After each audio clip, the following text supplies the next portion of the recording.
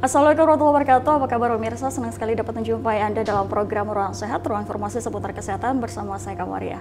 Pemirsa, kompromi minat dan bakat anak adalah suatu tantangan yang dihadapi oleh banyak orang tua. Karena minat dan bakat seringkali berbeda satu sama lain dan mencapai keseimbangan antara keduanya bisa menjadi tugas yang rumit. Perlu diingat bahwa setiap anak adalah individu unik dengan minat dan bakatnya sendiri. Peran orang tua adalah membantu mereka mengembangkan potensi dengan cara yang mendukung dan juga positif.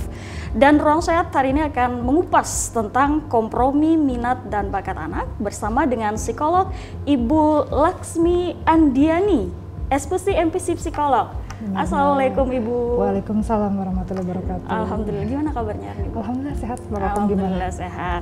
Nah Ibu, tadi sebelumnya kan kita sudah menyinggung minat dan bakat tadi Bu ya. Sebenarnya apa sih Bu perbedaan antara minat dan bakat ini Bu?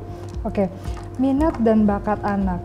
Secara teori kalau bakat itu ya, Munandar mengatakan bahwa bakat adalah potensi bawaan dari seseorang ya, atau anak dalam hal ini kita sedang bicara, itu yang masih harus terus digali.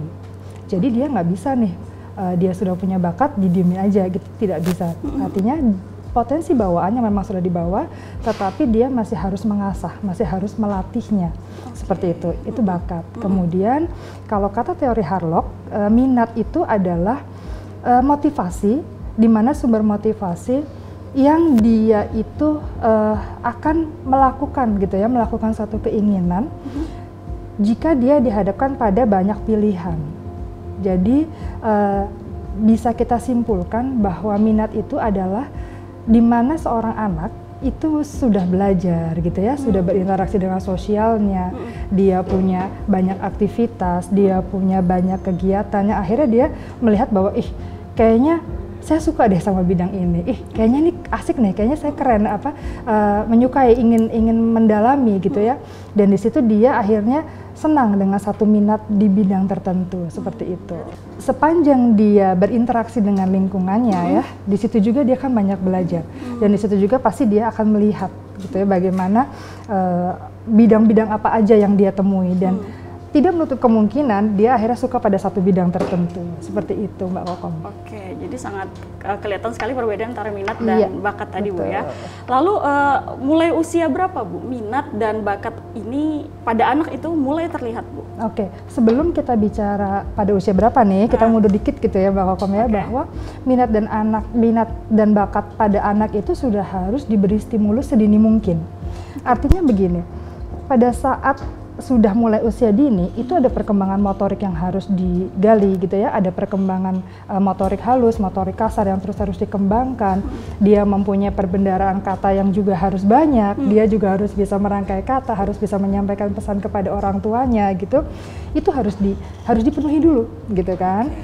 Sampai dengan nanti orang tuanya akan memberi stimulus berupa bidang-bidang misalnya permainan-permainan gitu kan, Lego, puzzle, menggambar, melukis gitu, apapun itu bentuknya. Sampai dengan nanti pada usia 11 tahun gitu ya. Kenapa 11 tahun? Karena pada usia dini gitu, pada usia balita itu minatnya masih berubah-ubah gitu. Tetapi nanti pada usia 11 tahun dia akan ada satu kecenderungan yang dia sukai. Satu atau dua gitu ya, 2 atau 3 malah yang dia miliki, yang dia sukai, yang dia inginkan gitu. Karena lebih cenderung, artinya cenderung berarti dia tiap hari keinginannya selalu itu aja. Seperti itu di usia 11 tahun. 11 tahun. Kurang lebih seperti itu di usia 11 tahun. Di usia dini dalam artian misalkan dari usia berapa itu kita sebagai orang tua misalnya ya bisa menstimulasi anak bakat atau minat anak ini. Oke. Usia sedini apa gitu ya. Jadi usia dini di sini kita akan memilah dengan anak yang agak panjang dikit nggak apa ya, antara yang normal dan mohon maaf yang berkebutuhan khusus. Karena anggap kita sekarang sedang berbicara yang normal gitu kan, dalam artian memang dia memang pada usianya kemampuannya sudah cukup mumpuni gitu ya kan, karena usia 3 tahun dia harus apa, usia 4 tahun harus apa, 5 tahun harus bisa seperti apa, dia udah bisa melewati itu. Sedini mungkin di mana anak itu siap. Nah, dikatakan usia dini seperti apa sih Bu Laksmi? Sedini mungkin di mana dia siap. Kalau dia belum bisa menulis, belum siap untuk menulis, belum bisa siap memegang bolpen gitu, kita beri yang lebih besar. Misalnya kita pegang spidol atau krayon atau spidol yang marker itu kan besar ya. Oke, nah seperti itu. Jadi sedini mungkin di mana si anak itu siap. Gitu. Oke. Tadi kan disebutkan oleh Ibu bahwa bakat tadi inborn gitu ya, bawaan lahir gitu. Nah, apakah itu juga berpengaruh terhadap genetik gitu? Oke.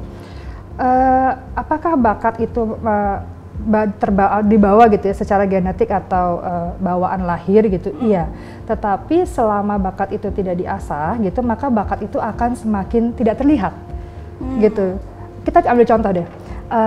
Banyak artis gitu ya, contoh ya yang gampang deh ya, yang dekat sama kita kan, banyak artis yang bapaknya musisi gitu ya, bapaknya pemain band gitu, tetapi anaknya justru malah dia memilih bidang lain.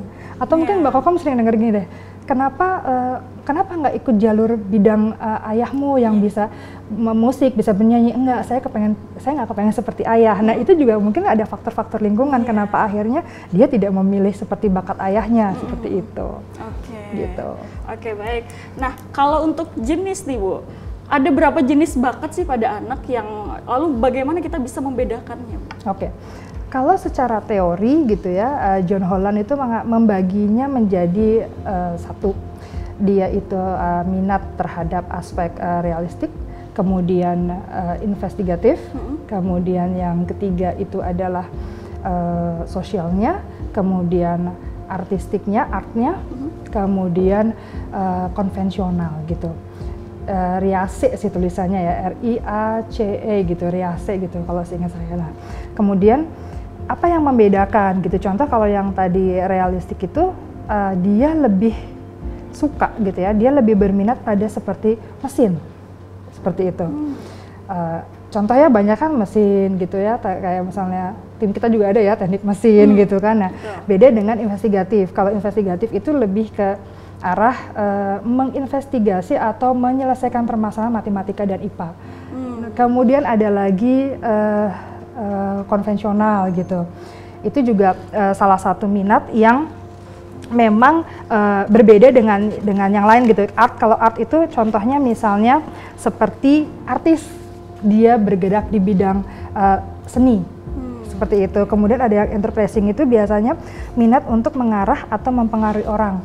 Dia biasanya lebih ke arah marketingnya nih, keren gitu kan. Kemudian yang sosial, ada juga sosial itu minat untuk mendorong orang lain seperti mengajar gitu kan. Kemudian konseling, seperti itu kurang lebih.